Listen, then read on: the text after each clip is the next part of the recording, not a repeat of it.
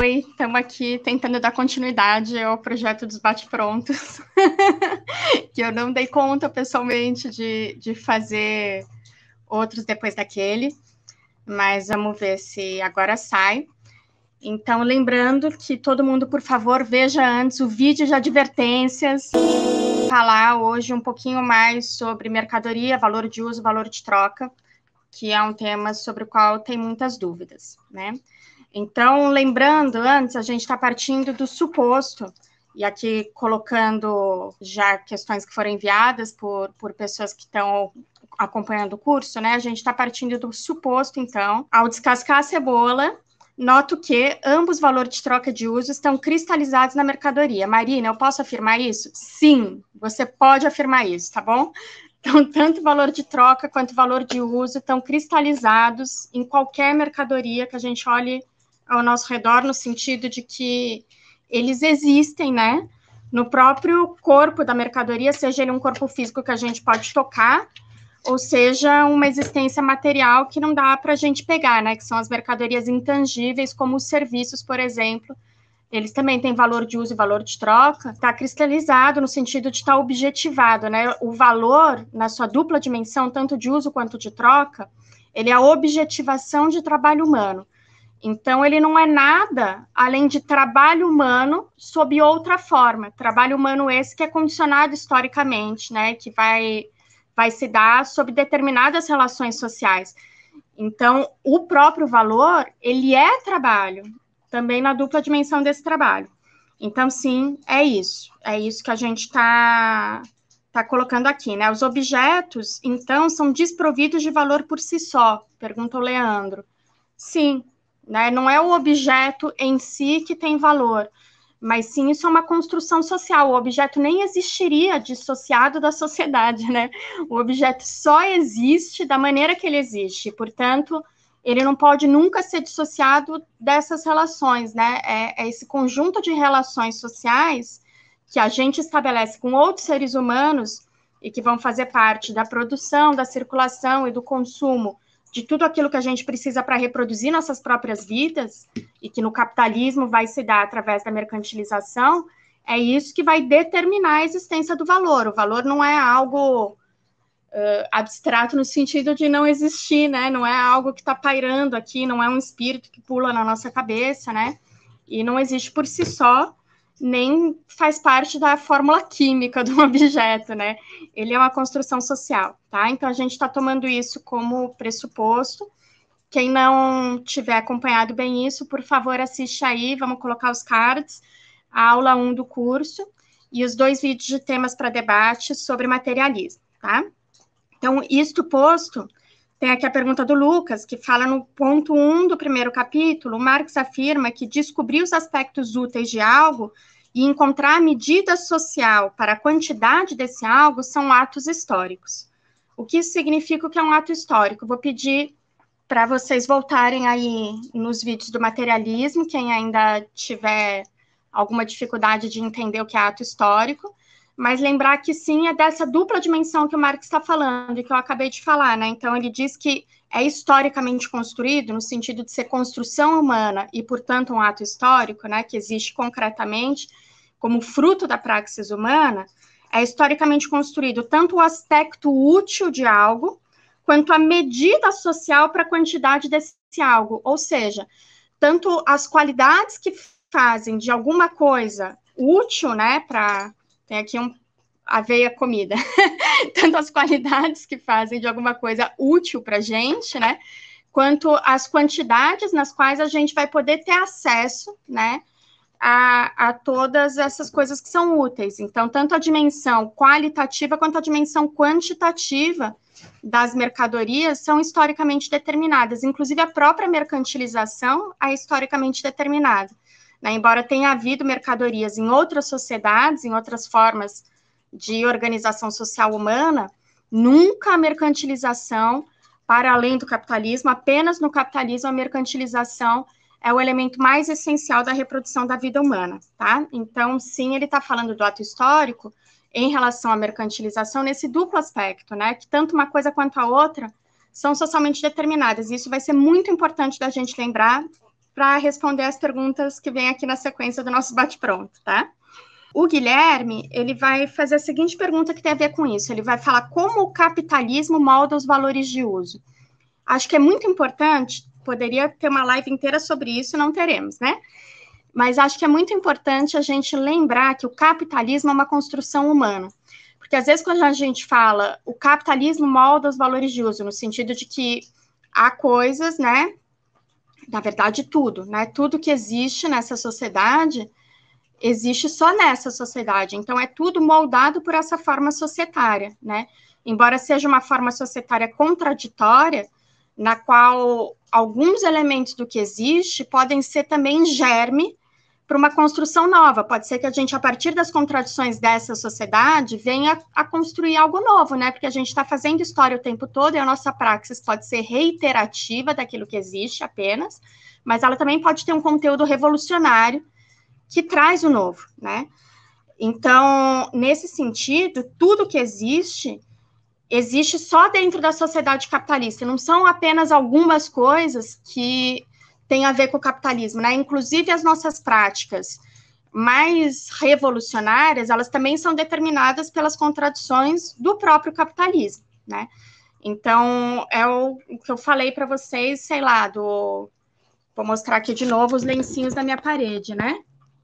Então, esses lencinhos são lencinhos de combate, de luta, mas que foram construídos como mercadoria para fazer finanças para organizações de esquerda, sim, mas que são mercadoria na nossa sociedade também. Então, não dá para fugir completamente dessas contradições.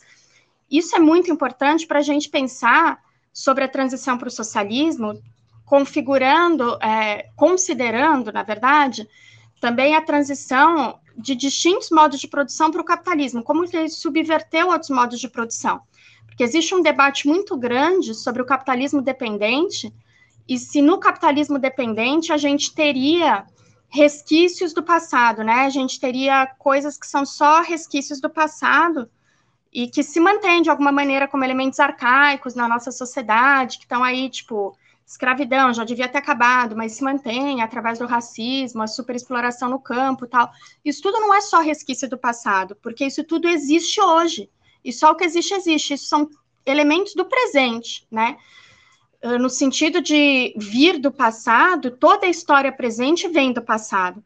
E é importante a gente ter isso claro, porque senão a gente pode chegar a imaginar um capitalismo bonzinho, né, imaginar que seria possível, então, um efeito modernizador, né, na nossa sociedade, que arranque dela os resquícios do passado, e aí sim a gente chega no futuro, né, e isso leva a uma proposta política da gente, ao invés de querer lutar pela superação do capitalismo, a gente achar que é possível lutar pela melhora do capitalismo dentro do próprio capitalismo, um capitalismo cor-de-rosa, vamos dizer assim. Olha o gato maravilhoso, gordo, aí atrás lambendo a barriga, gente. De morrer. Até eu tô vendo o gato agora, não são só vocês. Enfim, então, como o capitalismo molda os valores de uso? É a partir da própria reprodução humana de todas e todos nós que estamos vivos e vivas hoje, né? Então, não dá para imaginar o capitalismo como um ente assim, superior que está aqui em cima, e daí ele vai manipular a gente, é o capitalismo como sujeito que molda. Quem faz a história é a gente, quem reproduz o capitalismo também é a gente, e é a gente, na nossa reprodução individual das nossas próprias vidas, que vai criando através de uma série de conflitos de interesses que existem de maneira sobredeterminante através da luta de classes, a gente vai criando essas novas utilidades, né, sociais que antes não existiam. A gente vai criando novos valores de uso, né? Então, quem é que criou o valor de uso da chapinha de alisar o cabelo? Foi o capitalismo? Foi, no sentido de que é algo que nem existia antes do capitalismo, que não é possível numa sociedade pré-capitalista, e que existe só com o capitalismo e responde a uma série de interesses da classe dominante no capitalismo, como, por exemplo, reproduzir o padrão estético dominante, vender mais mercadorias, criar cada vez mais necessidades sociais para vender mais mercadorias. Nesse sentido, responde ao capitalismo, mas não é o capitalismo como um sujeito que nos convence, né? Quem cria essa necessidade somos todas nós e todos nós que nos movimentamos aí ao redor dessa necessidade, a reproduzimos, né? Não é só o marqueteiro que inventou, eu acho que vou fazer aqui uma chapinha para alisar o cabelo, né? Valores de uso, né, são moldados pelo capitalismo porque eles são construções históricas, historicamente determinadas. Uhul? Fechou? Tá. Vou passar para o próximo tema, que é especificamente sobre essa dialética da determinação histórica do valor de uso. Tá? Eu separei algumas perguntas sobre isso. Então, a primeira tem a ver com essa questão que eu estava falando, que quando Marx está falando de valor de uso, como ele considera que é algo que é historicamente determinado e corresponde a uma determinada conformação histórica, ele não está analisando de um ponto de vista moralizante sobre se ele concorda que isso deveria ser um valor de uso ou não, né? Eu, por exemplo, não curto que chapinha de cabelo seja um valor de uso na nossa sociedade, né? Eu, pessoalmente, Marina, mas eu respeito todas as mulheres que usam e que estão me ouvindo aí, né? Seria um debate longo para a gente fazer. Tenho certeza, né, que a gente pode achar exemplos muito mais extremos, os agrotóxicos, bombas nucleares, né? Eu falei bastante disso na aula 2. Quem tiver tempo, me coloca aí em velocidade 2.0 e escuta, se puder, a aula 2, tá? E teve a pergunta aqui do Cawil, que falou, para Marx, o valor de uso é amoral? Então, não é amoral no sentido de que faz parte de uma sociedade, portanto, está inserido sempre numa determinada ética e numa construção moral societária, que corresponde a uma determinada época e que vai corresponder de maneiras diferentes às distintas pessoas, grupos sociais, classes sociais dentro dessa sociedade, né? Então, não é amoral no sentido de que está impregnado também de valores morais na reprodução desses valores de uso enquanto tais, ou seja, enquanto capazes de satisfazer necessidades humanas socialmente construídas, historicamente construídas. Tem elementos morais aí no próprio valor de uso, né? Tem elementos éticos na reprodução cotidiana, já que é feito pela gente, mulheres e homens concretos, vives hoje, né? Claro que tem elementos morais aí, mas não é moralizante no sentido de que o que determina se algo é um valor de uso ou não é o que eu penso sobre se esse algo deveria ser um valor de uso, sobre se é positivo para a humanidade, né? Uma bomba atômica, por exemplo. Tem um valor de uso na nossa sociedade, tristemente, né? Ela responde a uma necessidade social historicamente construída. Então, é nesse sentido que a gente pode dizer que o Marx fala que a gente não pode se restringir só a avaliações morais sobre o que é valor de uso ou não, porque daí, a depender dos interesses de classe, a depender, né, de toda a construção concreta dessa classe, né, em termos racializados, em termos de gênero, né, a depender da região do mundo, a depender do momento histórico, a gente iria considerar, né, coisas que existem como boas ou ruins. E o único critério é se existe socialmente, responde a uma necessidade social, beleza? Não é para eu ficar avaliando se eu curto ou não curto essa necessidade, é simplesmente para entender que existe e que, portanto, responde a uma necessidade social e, portanto, tem valor de uso nessa nossa sociedade, tá? Aí a próxima pergunta ligando com essa, acho que pode ser a do Hugo. O Hugo fala, a fonte, que de repente a gente vai projetar aqui, que é uma obra de arte super legal, né, do Marcel Duchamp, de 1917, ele até colocou a data aqui, né, a fonte representa uma transmutação dos valores de uso, deve ter aparecido aí para vocês, então não preciso descrever, né, uma transmutação dos valores de uso de mictório para obra de arte. Talvez o exemplo do mictório, não exatamente uma solução para uma necessidade do estômago, mas da imaginação social, como saneamento, se converta de todo em necessidade da imaginação, se assim chamamos o uso estético, ou um valor de uso social criado, ao tornar-se obra de arte. Seguinte, Hugo, a primeira parte da tua frase, eu não faria, assim, nenhuma observação. É isso mesmo, tá? A fonte corresponde à transmutação de um valor de uso em outro. Então, a parada era um mictório, era uma privada, né? E aí vira uma obra de arte. Então, enquanto privada, satisfaz a uma determinada necessidade social, de acordo com suas características, né, materiais. suas qualidades. E essa necessidade social é diferente da necessidade social que o mesmo mictório ou a mesma privada vai cumprir, vai satisfazer quando está ali servindo como parte de uma obra de arte, certo? Então, sim, a gente pode pegar o mesmo objeto e ele pode ter distintos valores de uso. Inclusive, nesse caso, o objeto passou até por uma transformação que é um processo produtivo. A gente poderia até dizer que a privada foi matéria-prima da obra de arte à fonte, né? Como eu poderia dizer que o plástico foi matéria-prima do álcool, né? Então, nesse caso, tem uma relação ainda maior, porque não é exatamente a mesma mercadoria, né? Mas, por exemplo, o ouro, que eu já dei esse exemplo, né? Ele pode ter o valor de uso, né? De fazer obturações dentárias, ou de fazer joias, ou de fazer fiação elétrica, né? Mesmo o corpo físico pode cumprir distintos valores de uso. E aí, nesse caso, corresponde a mercadorias distintas com valores de uso distintos. Então, sim, a privada foi transmutada em obra de arte, e isso corresponde a valores sociais, a necessidades sociais distintas e, portanto, a valores de uso completamente distintos, tá? O que eu não diria é duas coisas, né? Primeiro, que o saneamento é uma necessidade da imaginação social ou da fantasia, né? Porque acho que não dá para a gente separar tão formalmente, tão mecanicamente, o que é do estômago e o que é da fantasia no ser humano, né? E saneamento certamente tem muito do estômago aí, das nossas necessidades fisiológicas de não morrer, né? Estamos vendo a importância do saneamento básico aí com a Covid, né? Então tem muito de estômago aí. A grande questão é que não existe nenhuma necessidade fisiológica ou biológica do ser humano que possa ser satisfeita de maneira não social, né? A gente sempre come de uma determinada maneira, que corresponde ao trabalho de caçar, pelo menos, né? Ou a gente vai fazer nossas necessidades, né? Evacuar e tal, de uma determinada maneira, né? Então, o mictório, o saneamento correspondem à nossa maneira socialmente determinada sempre, numa determinada época, num determinado lugar, né? Se a gente for para o Oriente Médio, por exemplo, os mictórios são buracos no chão, né? Com louça ao redor, com cerâmica ao redor.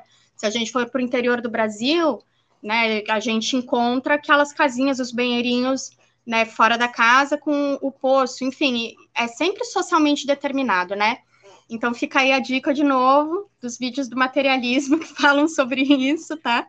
E é isso. Então nem o mictório é uma necessidade só da imaginação, nem daria para dizer que ele vira só da imaginação também quando é obra de arte, tá? E no caso as obras de arte a gente poderia pensar que são necessidades só da fantasia, mas tem relação com vários aspectos fisiológicos, biológicos nossos também, né? Como a saúde mental, né?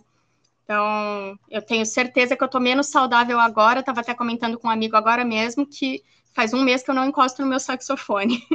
Tenho certeza que eu tô menos saudável da minha cabeça agora, e inclusive por isso eu não encosto no saxofone, do que eu estava na época que eu conseguia tocar todo dia dentro da quarentena, né?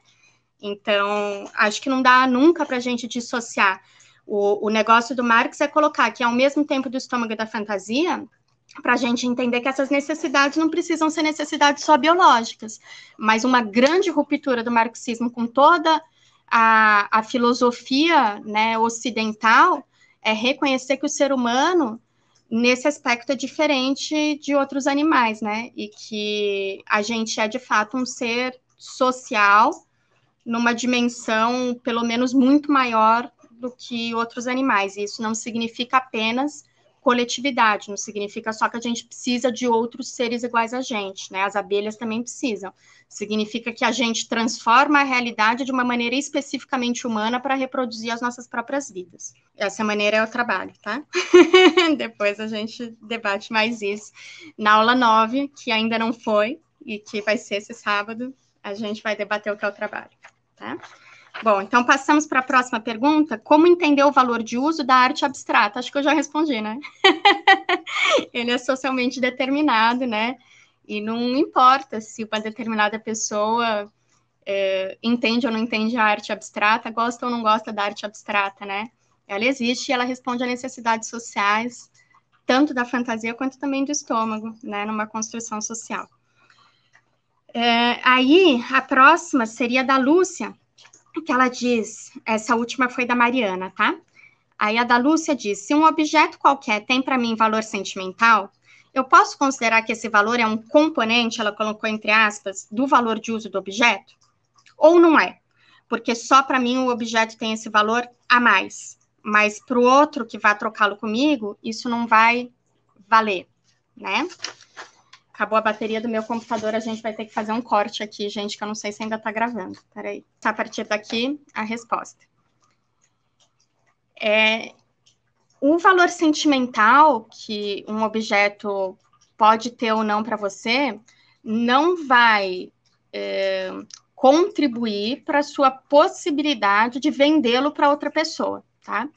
Então, só se a necessidade social puder ser reconhecida por outra pessoa, que esse valor atribuído de maneira individual pode se incorporar, né, enquanto valor de uso do ponto de vista social. O que eu estou dizendo?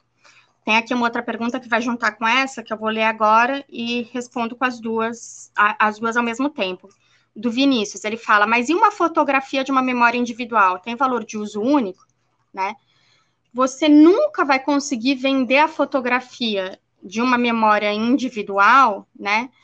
Enquanto fotografia de memória individual, ponto. Você vai vender ela enquanto fotografia, né? E aí a gente tem que ver qual é o valor de uso que será determinado socialmente para essa fotografia. Por exemplo, tem várias perguntas aqui assim, já eu leio outras para a gente exemplificar, né? Mas, por exemplo, se a gente vai no mercado de pulgas, né? Tem ali normalmente um monte de fotografia antiga sendo vendida na rua, né? Em geral por pessoas que não têm acesso a conseguir outras coisas para vender e vender essas fotografias antigas, né? Isso vai dialogar com outro vídeo que eu estou querendo gravar aqui, e assim que eu gravar, vamos colocar o card, né? Sobre valor-utilidade, né? O Marx, quando ele faz essa elaboração sobre a dupla dimensão do valor das mercadorias, ele está dizendo que o aspecto quantitativo do valor de uma mercadoria, ele não vem da utilidade que qualquer pessoa subjetivamente dá para essa mercadoria individualmente, né? Então, não é porque a mercadoria é importante para você, não é porque você tirou essa foto, e essa é uma foto, por exemplo, da sua avó, que já morreu, e isso é super importante para você, não é por isso que você vai conseguir vendê-la caro no mercado, né? Você vai vender como foto de pessoa do século XIX, e aí depende do uso social, né, nesse estabelecimento de uma relação que é subjetiva no sentido da coletividade, porque a gente é um sujeito coletivo, mas é objetiva no sentido da individualidade de cada pessoa, certo? De cada indivíduo. Não é uma soma dos indivíduos, é uma relação social construída. Então, pode ser que tenha alguém que se interesse porque pesquisa memórias antigas do início do século XX, né? E vai se interessar em comprar essa fotografia enquanto memória rara do início do século XX. Nesse caso, tem um valor de uso, e esse valor de uso vai ter um tipo de determinação sobre o preço da fotografia, né? Pode ter uma outra pessoa que compre como fotografia antiga para fazer colagem. Eu, por exemplo, agora no carnaval, eu comprei uns discos de vinil antigos para fazer uma fantasia de carnaval, né? E eu comprei um pacotão de disco com vários discos juntos. Eu tenho certeza, né? Para quem ouve aí disco de vinil, deve estar achando que eu cometi um crime, né? Um assassinato dos discos. E eu entendo isso, né? Porque eu curto também ouvir um vinil em vinil, mas é isso, são mercadorias distintas, né? Mas é o mesmo vinil, muitas vezes. O que vai determinar se ele vai servir de uma maneira ou se ele vai servir de outra? Normalmente é a importância daquela gravação ou a importância daquela pessoa ou daquela situação que está retratada na foto, né? Quanto mais rara ela mais caro eu posso cobrar por ela, mas aí já é uma questão de uma diferenciação do preço em relação ao valor, que também precisa de um vídeo específico, né? Mas que eu já expliquei, se não me engano, nas aulas 3, 4 e 5. Então, quem quiser pode já olhar aí, que não preciso fazer outro vídeo para explicar, mas concordo que há dúvidas sobre isso, tá? Mas é isso. Então, o fato de ter um valor sentimental para você não significa que esse valor vai ser reconhecido por outra pessoa, né? E para que essa dimensão do valor seja reconhecida não apenas como valor de uso, no sentido de produto do trabalho humano, que vai ser consumido por uma pessoa, mas sim como mercadoria, que implica também um aspecto quantitativo do valor que é indissociável, né, aí, para que seja reconhecido isso como valor de uso de uma mercadoria, este valor de uso precisa ser socialmente determinado, não pode ser um valor de uso individual, né? Qualquer coisa que a gente ache individualmente importante, ela sempre, no fundo, é socialmente determinada, no sentido de que a gente existe e que a gente corresponde a determinadas circunstâncias históricas, né? Então, a gente sempre vai achar alguém que reconheça um valor aí, que reconheça que o que a gente está vendendo atende a alguma necessidade social. É possível isso, né?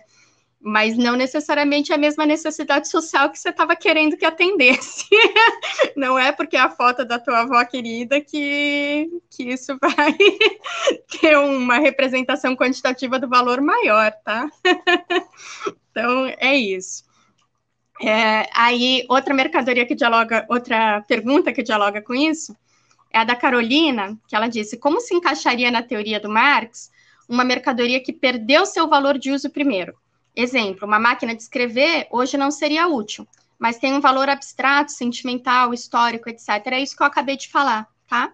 É a mesma situação da fotografia antiga, Carolina. Então, ou a mesma situação do mictório, um mictório usado, né? De repente, no caso, acho que não era usado, né? Ele poderia ter valor de uso ainda como mictório, né? Mas é isso, é você transmutar uma mercadoria em outra, seja através de um processo produtivo de outra mercadoria, no qual a primeira é utilizada como matéria-prima, ou seja, simplesmente porque, do ponto de vista histórico, social, né, aquela necessidade social que era atendida no passado por essa mercadoria já não é mais possível. O Marx vai debater no capítulo 13, e a gente vai ler, isso para o maquinário, né, capitalista, e como os capitalistas concorrem entre si, o maquinário vai ficando sempre obsoleto, que é exatamente o ponto da máquina de escrever, né, e ele vai chamar isso de obsolescência moral das mercadorias, fazendo uma ironia e uma piadinha, né, elas ficam moralmente obsoletas, mas elas podem ser vendidas ainda como outra mercadoria, não vai ser mais a mercadoria máquina necessária a escrever, porque ninguém vai usar para escrever, mas pode ser a mercadoria relíquia de antiquário, pode ser a mercadoria item decorativo, pode ser a mercadoria máquina de escrever para alguém que precise produzir algo que pareça ter sido escrito no passado e, portanto, tem que ser feito numa máquina de escrever. Pode ser, enfim, uma infinidade de necessidades sociais, mas já não é a mesma necessidade social. Então, se a necessidade social muda, o aspecto qualitativo do valor também muda, portanto, é outro valor de uso, portanto, é outra mercadoria. As mercadorias são divididas, digamos, em tipos entre si, a partir do valor de uso que elas têm, né? Cada valor de uso é uma mercadoria diferente, é um tipo de mercadoria diferente. Isso vai ser bem importante depois para a gente debater, por exemplo, transferência de valor, diferencial de produtividade, né? Porque a gente precisa comparar, nesses casos, sempre o mesmo tipo de mercadoria, tá? Não na determinação do preço de produção, para quem sabe do que eu estou falando, quem não sabe, fecha parênteses, e vamos ficar só com o tipo de transferência de valor que eu já expliquei na aula 2, tá bom? É nóis. Próximo. Esses produtos vão perdendo valor de uso conforme novas mercadorias vão surgindo, como os CDs, por exemplo. Os produtos perdem valor de uso na medida que eles são consumidos. Luana. Então, sim, se eu consumir um CD ao ponto dele se tornar inutilizável, né, se eu consumir ele ao ponto dele ficar inteiro riscado, por exemplo, ele perde o seu valor de uso como CD, né? Então, quando eu consumo inteiramente, a gente vai ver isso, inclusive, na aula 9, para falar, e na aula 10, para falar do valor dos meios de produção e do consumo dos meios de produção. Quando eu consumo inteiramente uma mercadoria, né, ela deixa de existir enquanto aquela mercadoria e, portanto, ela perde o seu valor de uso integralmente. Mas é muito comum que uma mercadoria no capitalismo se torne obsoleta, desse ponto de vista moral que eu estava falando, antes de eu consumir ela inteiramente, né? E aí, nesse caso, ela perde um valor de uso, mas isso não significa que ela não tenha valor de uso, porque valor de uso não é quantitativo, é só qualitativo, ou tem ou não tem, né? Essa é a grande polêmica do Marx com toda a economia burguesa, né? Então, ele vai tomar esses aspectos dos economistas burgueses mais antigos, que ele chama de economia política clássica, né? E que é abandonado pela economia burguesa mais ou menos a partir aí da época do Marx. Precisamente, por um lado, porque o desenvolvimento capitalista chega a tal ponto que subverte as demais relações sociais, se torna predominante, portanto, a classe burguesa, enquanto classe dominante de fato, né, predominante, vai perdendo qualquer conteúdo revolucionário, portanto, perde qualquer vontade de explicar de fato a realidade, porque se explicar a realidade, de repente a gente vai descobrir que a gente é explorado, né? Então, a ciência adquire aí uma dimensão de interesses da classe dominante, né? Que a ciência burguesa não tinha antes, porque antes a burguesia não era a classe dominante da mesma maneira que vai passar a ser no século XIX, né?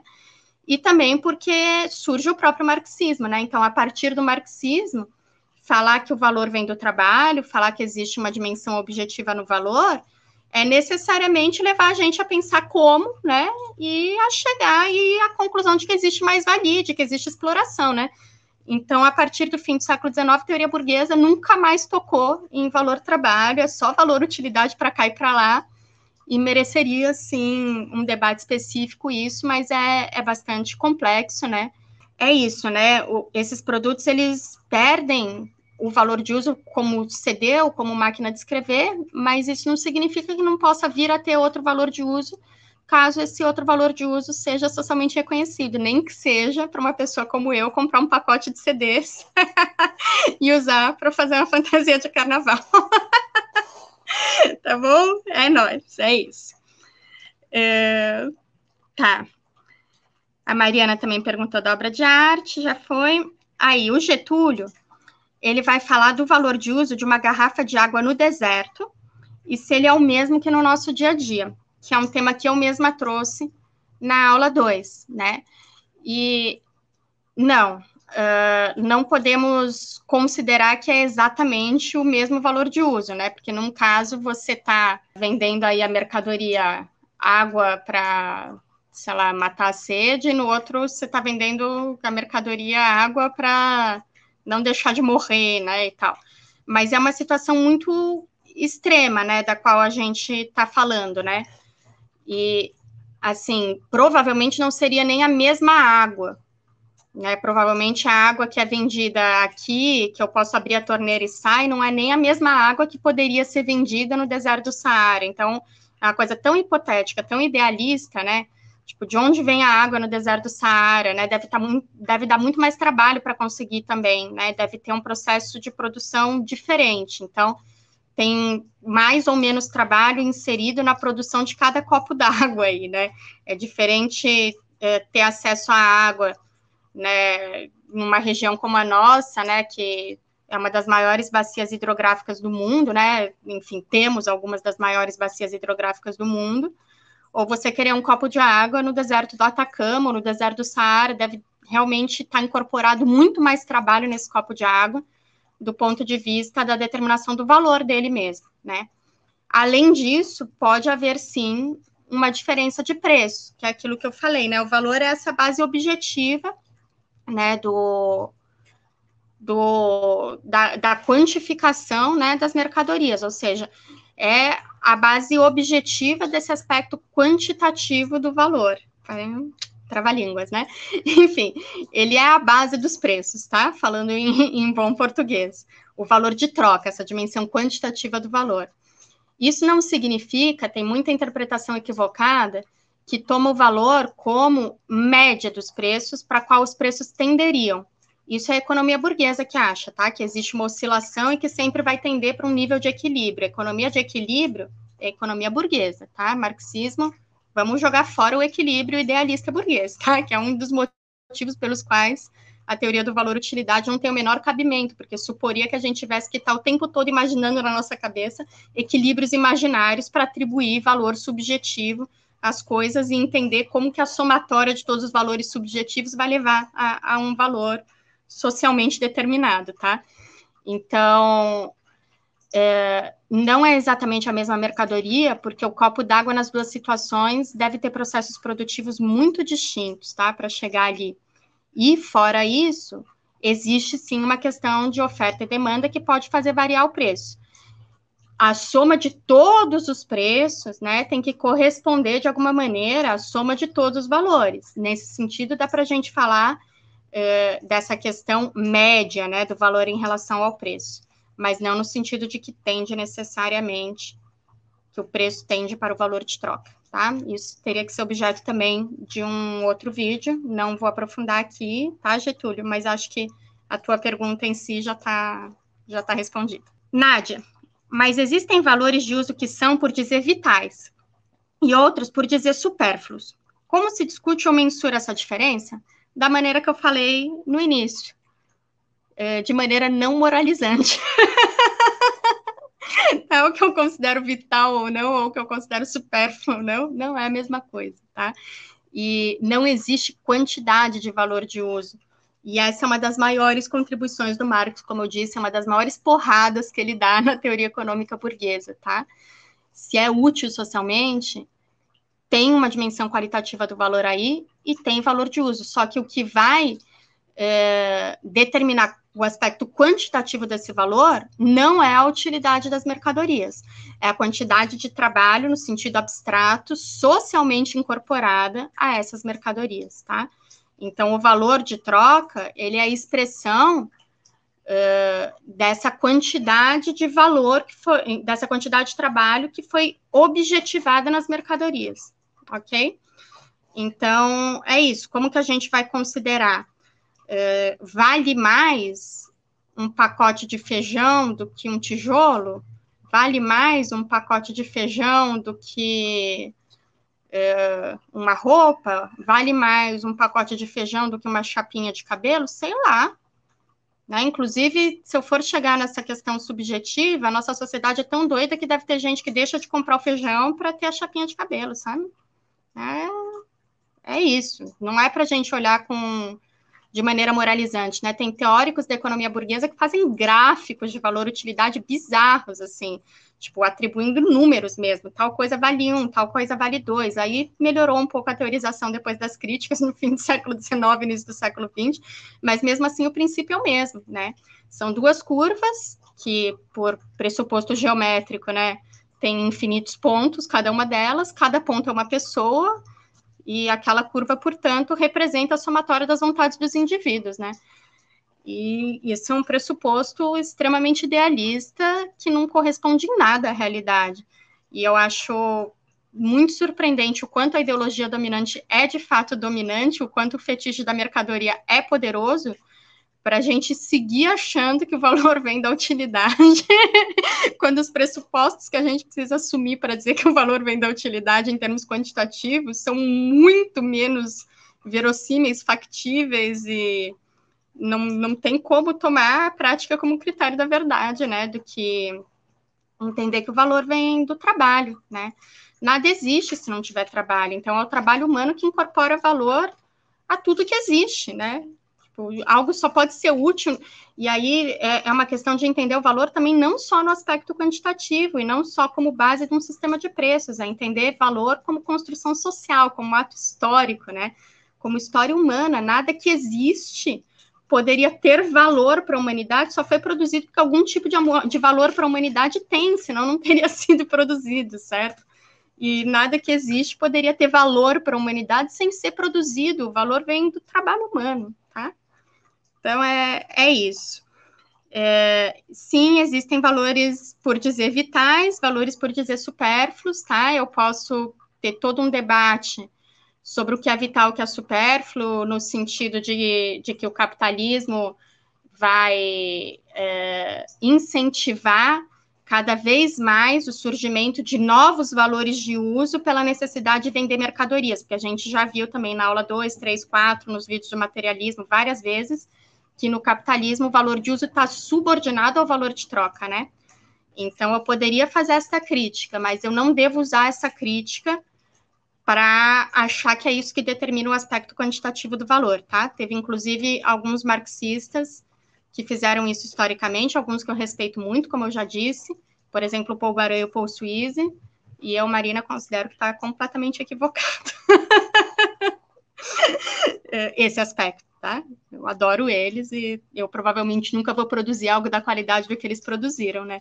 Mas esse aspecto da obra deles está bem equivocado. Então, é isso. Últimas duas perguntas para a gente fechar, já tem 42 minutos, né? Uma pergunta na mesma linha, que acho que é bem importante, do Ivac Poró. Não sei se eu estou pronunciando correto, desculpa, tá?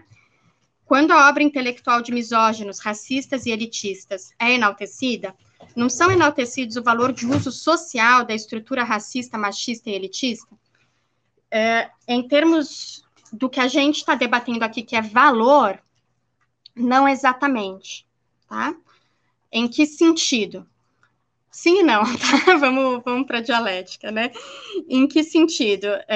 Naquele mesmo sentido que eu falei da ética e da moral, né? É claro que o que é considerado como necessidade social e como valor de uso na nossa sociedade corresponde a esses valores, né? E quando a gente compra ou vende ou usa para nos reproduzir, para reproduzir a nossa própria vida, algo que existe historicamente, a gente está reproduzindo essa sociedade que existe, inclusive todos os valores dela.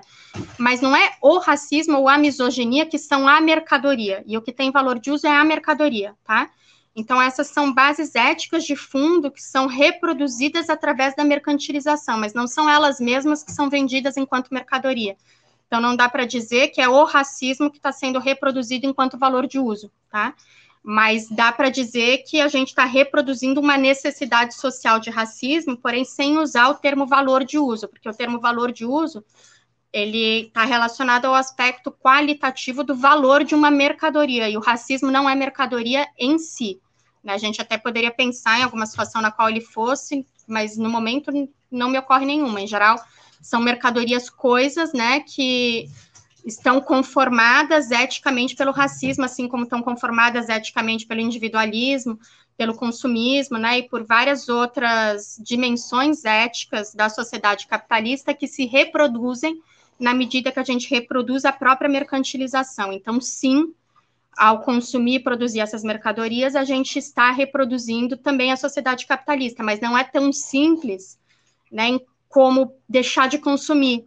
Porque se a gente acha que a mercadoria é essa e que esse é o problema, a gente acha que então boicote vai resolver, né? E não vai. Né? Boicote pode até dar uma ajudada num processo de conscientização e tal, mas o nosso problema é que a gente está continuadamente reproduzindo, né, todas essas dimensões através da própria mercantilização, porque elas são dimensões da divisão social do trabalho, em última instância, né? Então, não adianta a gente fazer só um boicote, né?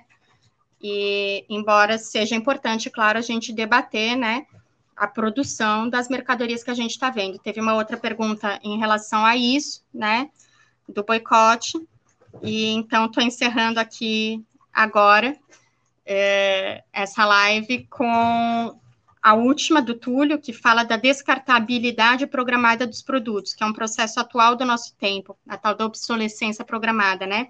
Se entra nesse raciocínio, né? Vai ter uma relação também com aumentar a velocidade de circulação, né, das mercadorias, é muito útil para o capitalismo, tá? E vai entrar no raciocínio da formação do valor de uso de uma mercadoria, sim, né, no sentido de que tem valores de uso diferentes, né, mercadorias que podem atender a uma necessidade social por mais ou menos tempo, porque são necessidades sociais diferentes, e isso é um dos elementos, inclusive, que diferencia mercadorias de marca de mercadorias sem marca, entre vários outros. Isso também exigiria um outro vídeo, tanto o aspecto da circulação, quanto o aspecto dessa diferenciação, é de marca, não é, né, a diferença do tênis Nike para o tênis do mercado aqui da esquina de casa, enfim, merece outros vídeos, mas pontualmente para dialogar aqui com o Túlio e encerrar, sim, a descartabilidade é um elemento que vai também coadjuvar, né, para a necessidade social que uma mercadoria é capaz ou não de satisfazer, e, portanto, sim, coadjuva para a formação histórica, sempre historicamente determinada como ato histórico dos valores de uso. É isso, é o que tem para hoje. Até mais. Mais algumas perguntas respondidas.